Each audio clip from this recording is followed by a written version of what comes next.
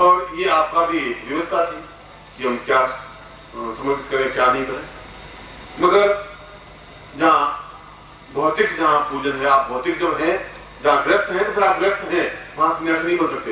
यदि आपको धोती पहननी है तो धोती पहननी है, ऊपर कुर्ता पहनना है तो कुर्ता पहननी है, सन्यासी आप हैं नहीं।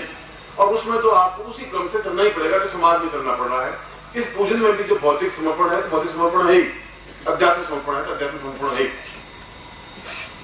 इस दृष्टि से आप जब समर्पित करें तो अपनी भावनाओं को, अपने प्रयोग को, अपने चिंतन को पूरी तरह से प्रयोग में संपन्न करें, पति पत्नी दोनों मिल करके या अकेले में भी, जैसा भी आप करें।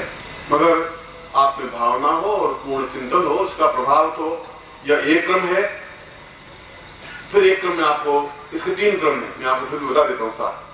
यह पहला प्रयोग संपन्न पूर्णता नहीं है, इसको एक साथ पूरा प्रयोग कर भी नहीं सकते हम। मैं ये एक प्रयोग संपन्न कर रहा हूं अभी। दूसरा प्रयोग में यदि आप में से कोई आएंगे तो दीपावली पर दूसरा प्रयोग संपन्न करवाऊंगा आपको भी दीपावली पर। और दीपावली पर ही समझा दूंगा कि तीसरा प्रयोग किस जगह संपन्न होगा, कहां संपन्न होगा। मैं ऐसा इसलिए नहीं कह रहा हूं कि आप वहां आवे, नहीं भी आए, जहां भी होंगे वहीं भी आप तो उस दीपावली दिन इस प्रयोग को संपन्न कर लें, तो एक अलग बात है। मगर आएंगे तो इस प्रयोग को, क्योंकि जब शास्त्र में विधान ही नहीं है कि एक बार में प्रयोग संपन्न हो, 24 दिन को हम 5 मिनट में नहीं प्रयोग संपन्न कर सकते, अधूरा काम में कर नहीं सकता। अब जो डिफिकल्ट काम है डिफिकल्ट है, प्रयत्नशील है प्रयत्नशील है, जहां आपको जाना पड़ेगा जाना ही पड़ेगा, मिलना पड़ेगा मिलना ही पड़ेगा, प्रयोग करना पड़ेगा करना ही पड़ेगा, ऐसा होगा। मगर आप इसके लिए बाध्य नहीं। अगर एक 1/3 प्रयोग किया तो भी अपने आप में बहुत महत्वपूर्ण है, 2/3 करेंगे तभी बहुत महत्वपूर्ण है, और पूरे 3 चरणों में पूरा प्रयोग संपन्न कर देंगे, क्योंकि कुंडली जागरण के 7वां चरण है तो 7वां चरण है। और उसमें इसलिए मैं आज भी अपने आप में पूर्ण प्रयोग संपन्न करवा रहा हूँ। आप में से जो भी मुझे मिल पाएंगे तो मैं दीपावली पर भी इसका दूसरा प्रयोग संपन्न करवाऊंगा, वह भी अपने आप में कंप्लीट है, इसका एडिशनल है। और तीसरा प्रयोग में दीपावली पर समझा पाऊंगा कि कहाँ इस प्रयोग को संपन्न करेंगे अपन, और तीसरा प्रयोग भी पूर्णता के साथ होगा। फिर भी आप में से जो बहुत सौभाग्यशाली होंगे वो 3 प्रयोग संपन्न कर सकेंगे, और जो सौभाग्यशाली होंगे 2 प्रयोग संपन्न कर सकेंगे, और 1 प्रयोग संपन्न कर सकेगा वह तो। मगर ये गारंटी है, स्पष्ट है कि आपके आने वाली पीढ़ी इस प्रयोग को संपन्न नहीं कर पाएगी।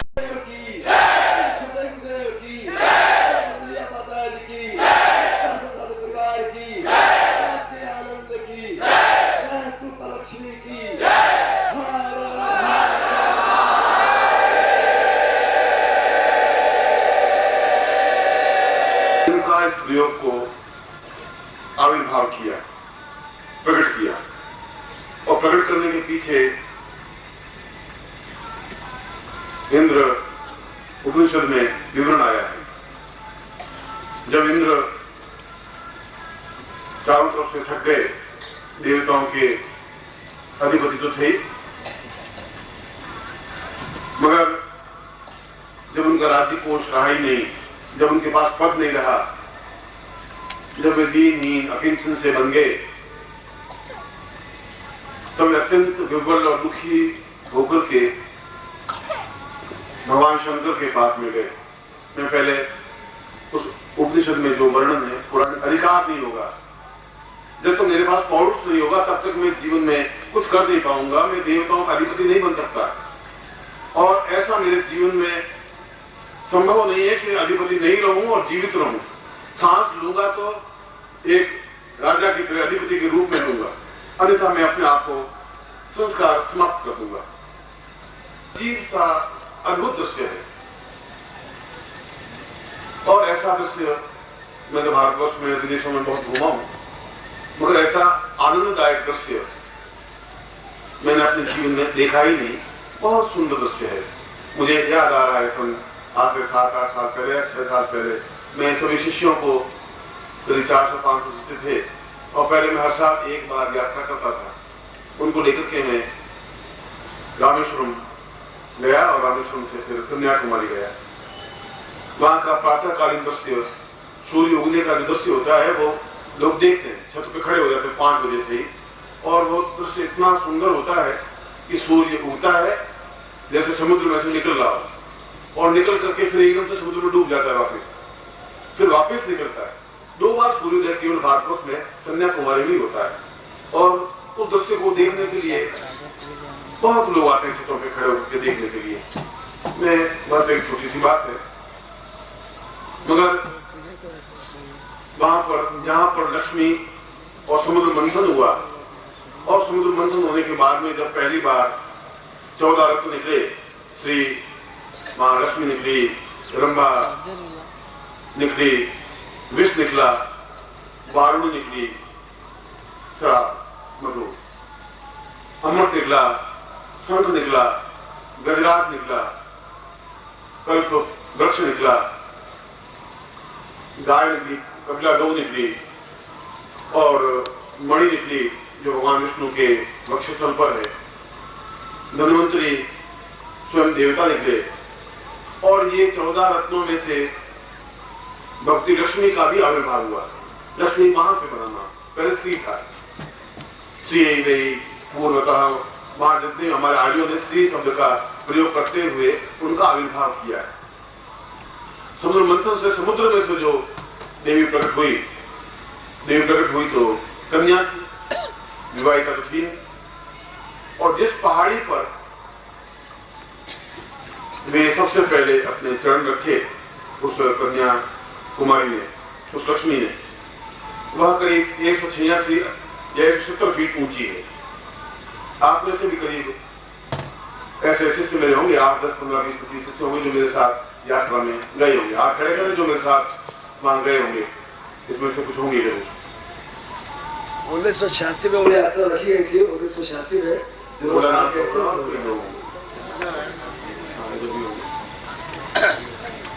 वो एक बड़ा सुंदर दृश्य था।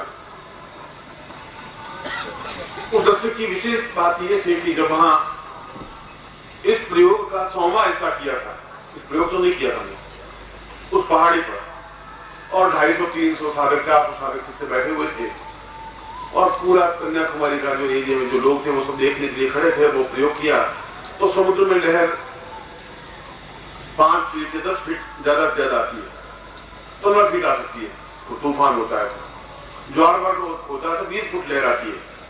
वो ये शिष्य सब गवाह है, 186 फीट लहर नीचे आ रही थी केवल।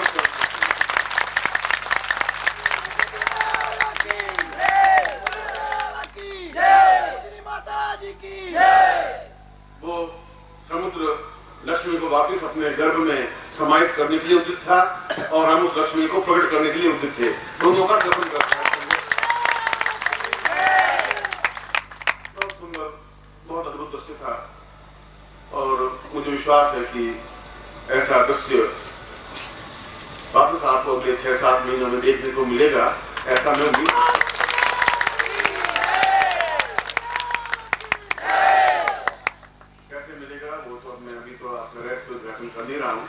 पर 7-8 महीनों के अंदर अंदर वैसा दृश्य, वैसा ही कन्याकुमारी स्थान पर होगा। आप होंगे, मैं होऊंगा, प्रयोग होगा। मैं तो केवल उस लक्ष्मी के बारे में अभी तो समझा रहा था कि उस नारायण ने, उस लक्ष्मी, विष्णु ने कहा कि, उसको इंद्र ने कहा कि मैं लक्ष्मी को प्राप्त करना चाहता हूं और समस्त रूपों में, जगदम्ब रूप में। जगदम्ब रूप का मतलब है कि मैं जो पाताल लोक है, जो मर्त्य लोक है, जो स्वर्ग लोक है, उन तीनों ही लोकों में मेरी सत्ता बनी रहनी चाहिए। मैं केवल एक स्थानीय व्यक्तित्व नहीं बनना चाहता, और वह सत्ता तभी बन सकती है जब सहस्त्र रूपों में लक्ष्मी मेरे पास में स्थापित हो, एक रूप में नहीं, 1000 रूपों। विष्णु ने कहा कि इंद्र, ये ऐसा नहीं हो सकता।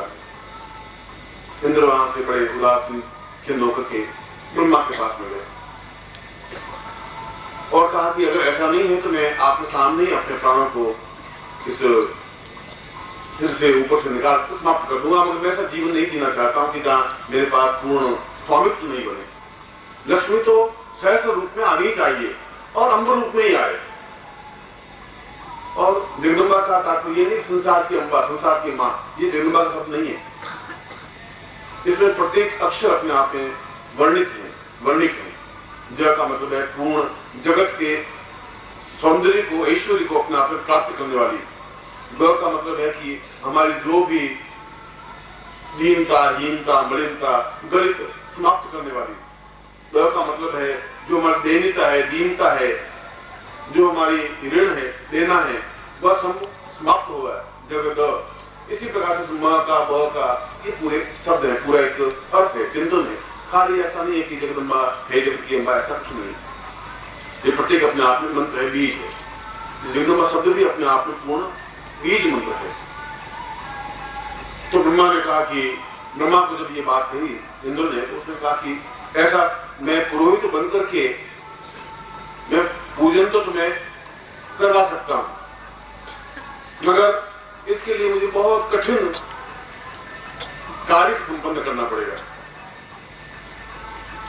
उस ब्रह्मा ने समस्त देवताओं के अंश से एक उत्पन्न स्वरूप, जहां भगवान शिव का पूर्ण अमृतत्व मिला, भगवान नारायण का एक पालन करता रूप मिला, ब्रह्मा का अपने आप में सृजन करता रूप मिला, महाकाली का अपने क्रोध स्वरूप मिला, कमला का अपने आप में पूर्ण चैतन्य रूप मिला, बगलामुखी का अपने आप में शत्रु संहार रूप मिला, और जितने भी अन्य देवता थे,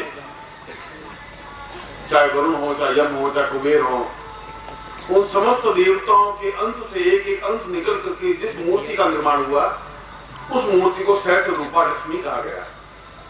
खाली उस समुद्र में रहने वाली ही देवी लक्ष्मी नहीं। और जब वो प्रकट हुई तो अपने आप में पूरे संसार में, पूरे ब्रह्मांड में उसका ऊपरी छोर दिखाई नहीं दे रहा था, उसके चरण दिखाई नहीं दे रहे थे। अद्भुत तेजस्वी विराट स्वरूप, चैतन्य स्वरूप, और अपने आप में भगवान ब्रह्मा के मुंह से, चारों मुंह से, उनको चतुर्मुख ब्रह्मा कहा गया है। एक मुंह से ऋग्वेद का उच्चारण हो रहा है, दूसरे मुंह से यजुर्वेद का, तीसरे मुंह से सामवेद का, चौथे मुंह से अथर्ववेद का, और चारों मुंह से जो कुछ और ब्रह्मांड की दुनिया के माध्यम से जिस मंत्र की रचना हुई, उस मंत्र के माध्यम से उस सहस्र रूपा का स्थापित हुआ। एक, क्योंकि वह तो तिरोहित होने वाली थी, तिरोहित का मतलब है प्रकट हुई, समाप्त हुई, मतलब अपने आप में विलीन हो गई, मगर ब्रह्मा ने उनको स्वरूप को स्थापित करने के लिए कैसा रहे, वापस विकीर्ण नहीं हो जाए, उन मंत्रों के माध्यम से ब्रह्मांडीय मंत्र उनको कहते हैं जो किसी ऋषि ने नहीं रचे हो। किसी ऋषि ने ऋग्वेद में 5 मंत्र लिखे, ऋग्वेद अपने आप में कोई ग्रंथ नहीं है। किसी ने 5 मंत्र लिखे, वो ऋग्वेद में आ गए, किसी ने मैंने 3 मंत्र लिखे, इसने 8 लिखे, आपने 11 लिखे, उन सबका जो समन्वय स्वरूप है वो ऋग्वेद है। उन आर्यों ने किस प्रकार से यज्ञ संपन्न करवाए, वो यजुर्वेद है। उन्होंने किस प्रकार से गायन गाया, किस प्रकार से गायन गा सकते हैं, वो सामवेद है। उन्होंने कैसे आयुध बनाए, कैसे अस्त्र शस्त्र बनाए, वो अथर्ववेद है। वे सभी अपने आप में उनकी पूरी कला, पर ऋग्वेद अपने आप में अत्यंत महत्वपूर्ण रहा। उस ब्रह्मांड से अपने आप में गुंजरण। मैं इसमें आपको बीज मंत्र बताऊंगा कि जब आप बीज मंत्र अकेले बोले तो फिर आप शांत हो जाए बोलते, और पास में बहुत सेंसिटिव टैप रिकॉर्डर हो, ऐसे टैप रिकॉर्डर नहीं, बहुत छोटी सी आवाज को भी कैच कर सके, और फिर एकदम से आप ऑन कर, आप शांत हो जाए, तो ध्वनि अपने आप में उसमें टैप होती रहेगी करीब 20, 30, 40 सेकंड तक। इसका मतलब है गुंजन बराबर होता ही रहता है आपके चारों तरफ। ये इस मंत्र की, इस बीज की विशेषता है, इस मंत्र की। मगर हुआ ये कि उसने, ब्रह्मा ने उसको यजमान बनाया, जैसे आप यजमान हैं या शिष्य हैं, बस स्वयं गुरु बने, पुरोधा बने, और उसको पूजन क्रम संपन्न करवाया इंद्र को। और उसके बाद में कहा कि ये मंत्र अपने आप में बहुत तीक्ष्ण है, ये पूजन क्रम अपने आप में अद्वितीय है, और यदि ये मंत्र बना रहा तो इस शत्रु का, लक्ष्मी का या जगदम्बा का, और उन्होंने याचना भी की, मगर ब्रह्मा ने इस मंत्र को, इस विधि को समझाया नहीं। अंत में सिद्धाश्रम में भगवान शिव के सानिध्य से, उनकी स्तुति, साधना, पद्धति, प्रयोग, पूजन करने से उन्होंने वापस उस ब्रह्मांडीय मंत्र का आविर्भाव किया, उसी मंत्र को जो ब्रह्मा के मुंह से निकला था, और वापस वह मंत्र इस पृथ्वी तल पर अवतीर्ण हुआ।